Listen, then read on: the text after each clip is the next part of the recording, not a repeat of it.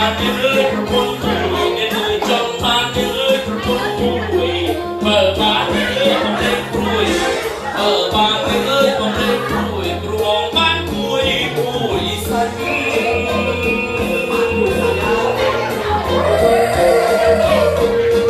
ចង់បានយើងអើយប្រពន្ធមួយយើងអើយចង់បានយើងអើយប្រពន្ធមួយ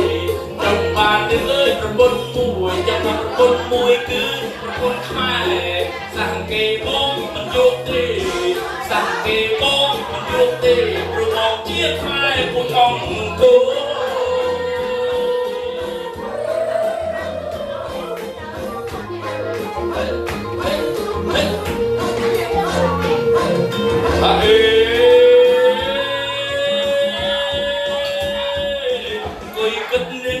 មានប្រាក់នឹងយកប៉ុណ្ណេះនឹងអើយមកឲ្យមើល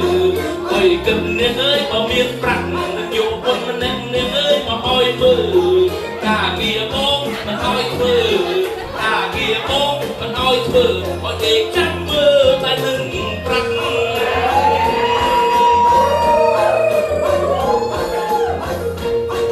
ចង់បាននឹងអើយប្រពន្ធមួយចង់បានប្រពន្ធមួយពីបានក៏មកនឹងចង់បាននឹងអើយប្រពន្ធមួយចង់បានប្រពន្ធមួយពីបានក៏ដល់មិនដឹង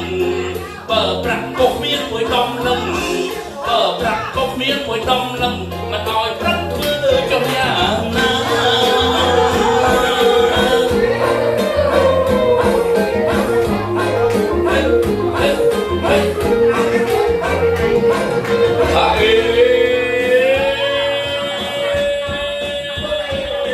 ចង់បាននឹងអើយប្រពន្ធមួយចង់បានប្រពន្ធមួយគឺមួយអាយ៉ាងខ្លាំង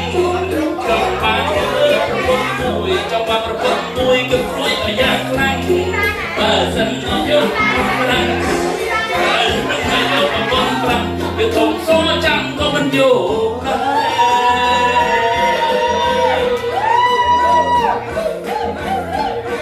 ចង់បាននឹងអើយប្រពន្ធខ្មែរចង់បានប្រពន្ធខ្មែរស្ដាប់អបវាប្តីចង់បាននឹងអើយប្រពន្ធខ្មែរចង់បានប្រពន្ធខ្មែរស្ដាប់អបវាប្តីគោរពនឹងអើយប្រពៃណីគោរពនឹងអើយប្រពៃណីតែចាំ